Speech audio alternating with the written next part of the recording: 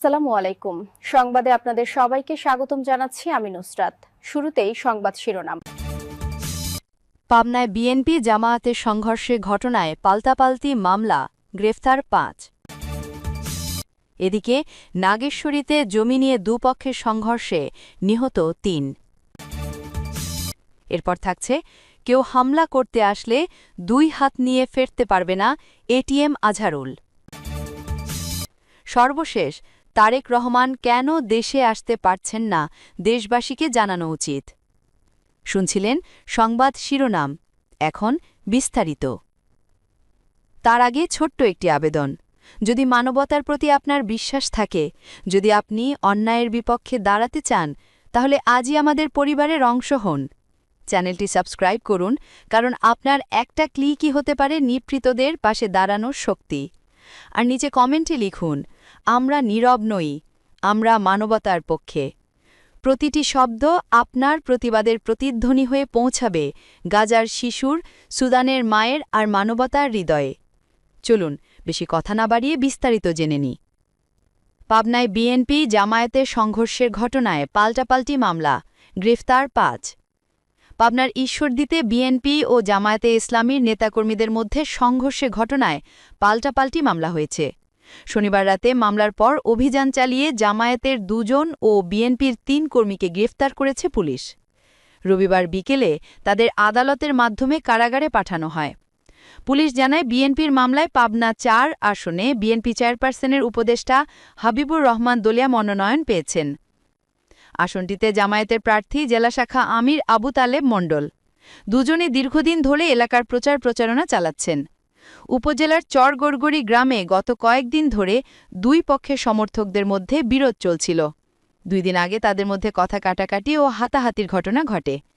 এই নিয়ে গত বৃহস্পতিবার বিকেলে জামায়াতের প্রার্থী আবু তালেব মণ্ডল ওই এলাকায় গণসংযোগে যান। তখন দুই পক্ষের কথা কাটাকাটির এক পর্যায়ে সংঘর্ষের ঘটনা ঘটে। এ সময় কয়েকটি গুলি ছোড়া হয় এবং কয়েকটি মোটরসাইকেল ভাঙচুরের ঘটনা ঘটে।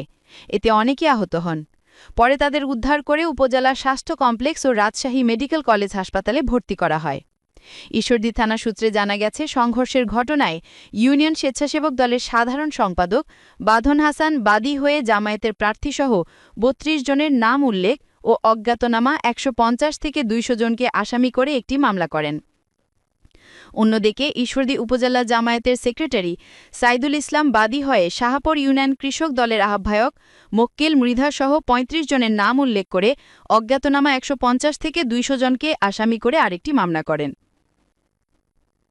এদিকে নাগেশ্বরীতে জমি নিয়ে দুপক্ষের সংঘর্ষে নিহত ৩। কুড়িগ্রামের নাগেশ্বরীতে জমি সংক্রান্ত জেরে সংঘর্ষে ৩ জন নিহত হয়েছেন। গতকাল ১১টার দিকে উপজেলার সন্তোষপুর ইউনিয়নের ধনী গাগলা হাইলাটারি এলাকায় এ ঘটনা ঘটে। পুলিশ ও স্থানীয়রা জানান, ১৬ শতক জমি নিয়ে ওই এলাকার আলতাফ হোসেন ও এরশাদ আলীর বিরোধ চলছিল। এই ঘটনাকে কেন্দ্র করে সকাল ১১টার দিকে জমি দখল নিয়ে দুপক্ষের মধ্যে কথা কাটাকাটি হয়। এক পর্যায়ে তা সংঘর্ষের রূপ নেয়। এই সময় মানিক মুন্সির ছেলে এরশাদ আলী ৪২ বছর, মানিকের বোন কুলসুম বেগম ৫৫ বছর ও বাচ্চা মিয়ার ছেলে আলতাফ হোসেন ৫৫ বছর মারা যান। এতে আরও ১০ জন আহত হয়ে হাসপাতালে চিকিৎসাধীন রয়েছেন। তাদের মধ্যে নূর মোহাম্মদ ও তার বড় ভাইয়ের অবস্থা আশঙ্কাজনক হলে তাদের রংপুর মেডিকেল কলেজ হাসপাতালে প্রেরণ করা হয়। এই ঘটনায় নিহত আলতাফের ছেলে মোফাজ্জল হোসেন ৩৫ বছরকে উপজেলা স্বাস্থ্য কমপ্লেক্স থেকে চিকিৎসাধীন অবস্থায় আটক করে পুলিশ। নাগেশ্বরী থানার অফিসার ইনচার্জ রেজাউল করিম জানান, জমি সংক্রান্ত জেরে সংঘর্ষের দুপক্ষের ২ জন ঘটনাস্থলে এবং আরেকজন হাসপাতালে নেওয়ার পথে নিহত হয়। এই ঘটনায় মামলা প্রক্রিয়াধীন রয়েছে, একজনকে আটক করে থানায় নেওয়া হয়েছে। সর্বশেষ কেউ হামলা করতে আসলে দুই হাত নিয়ে ফিরতে পারবে না এটিএম আজহারুল। কেউ জামায়াতে ইসলামের উপর হামলা করতে আসলে তার দুই হাত নিয়ে ফিরতে পারবে না বলে হুঁশিয়ারি দিয়েছেন দলটির নায়েব আমির এটিএম আজহারুল ইসলাম। তিনি বলেন, সারা দেশে দাড়িপাল্লার জোয়ার উঠেছে। এই জোয়ারে ভীত হয়ে আমাদের উপর হামলা করার চেষ্টা করছে। আমরা পরিষ্কার বলতে চাই, আমরা কারো উপরে হামলা করব না। তবে কেউ হামলা করতে আসলে দুই হাত নিয়ে ফিরতে পারবে না। যুবকরা ভোট কেন্দ্র পাহারা দিবেন। যারা আক্রমণ করতে আসবে তাদের যেমন দুই হাত আছে, আমাদেরও দুই হাত আছে। আমরা দুই হাত দিয়ে প্রতিহত করব। রবিবার বিকেলে চৌগাছা শাহাদাত পাইলট মাধ্যমিক বিদ্যালয় মাঠে যশোর ২ ঝিকরগাছা চৌগাছা আসনে জামায়াত মনোনীত প্রার্থী ডা মুসলিউদ্দিন ফরিদের নির্বাচনী জনসভায় তিনি প্রধান অতিথির বক্তব্যে এটিএম আজহারুল ইসলাম এসব বলেন। বাংলাদেশ জামায়াত ইসলামীর নায়েব আমির বলেন, অনেক নেতা বিদেশে আছেন, তারা দেশে আসার সাহস পাচ্ছেন না, কিন্তু আমাদের এই ভাই অর্থাৎ যশোর ২ আসনের প্রার্থী মুসলিউদ্দিন ফরিদ অবিশ্বাস্য হলো সত্য ৩০ বছর ধরে এত সুন্দর জীবনযাপন করছিলেন, তার আরও উপার্জন করার সুযোগ ছিল, আন্তর্জাতিকভাবে উঁচু জায়গায় যাওয়ার সুযোগ ছিল, কিন্তু আমিরের জামায়াতের কথা শুনে আনুগত্য করে দুনিয়ার সব সুখ শান্তি ছেড়ে দিয়ে আপনাদের পাশে এসে দাঁড়িয়েছেন। আপনারা কি তার পাশে দাঁড়াতে পারেন না? তিনি আরও বলেন, আমাদের বিরুদ্ধে অভিযোগ করা হয় আমরা অমুসলিমদের মুসলমান বানাবো। আপনারা দেখেছেন আওয়ামী লীগের আমলে মন্দিরে হামলা করে জামায়াত শিবিরকে দায়ী করা হয়েছে, অথচ গত ২ বছরে জামায়াত শিবিরের কর্মীরা মন্দির পাহারা দিয়েছে, নিরাপদে সনাতনী ভাইরা তাদের পূজা সম্পন্ন করেছেন। চৌগাছা উপজেলা জামায়াতের আমির মাওলানা গোলাম মোর্শেদ জনসভায় সভাপতিত্বে জনসভায় প্রধান বক্তা ছিলেন যশোর ২ ঝিকরগাছা চৌগাছা আসনের জামায়াত মনোনীত প্রার্থী শিশু হৃদরোগ বিশেষজ্ঞ ড মুসলিউদ্দিন ফরিদ। জনসভায় বিশেষ অতিথি ড শফিকুল ইসলাম মাসুদ বলেন, যে দলের কর্মীরা নামাজ চলমান অবস্থায় নিজ দলের কর্মীকে হত্যা করে তাদের তো রাজনীতি করারই যোগ্যতা নেই। স্বাধীনতার পর ৫৪ বছর পার হয়েছে, ৫৪ বছরে দলের পর দল, প্রতীকের পর প্রতীক দেখতে দেখতে আমরা ক্লান্ত। এবার আওয়াজ তুলতে হবে জমিন যার আইন তার। সব দল দেখা শেষ, ইসলামের বাংলাদেশ। সব দেখেছি বারবার, ইসলাম এইবার। জামায়াতে প্রার্থী ডা মুসলিউদ্দিন ফরিদ বলেন, জামায়াত ক্ষমতায় গেলে নারীদের ৫ ঘণ্টা কাজ করে ৮ ঘণ্টার বেতন দিবে, সরকার ভর্তুকি দিবে। তিনি বলেন, আমরা চাঁদাবাজ মুক্ত দেশ গড়ব।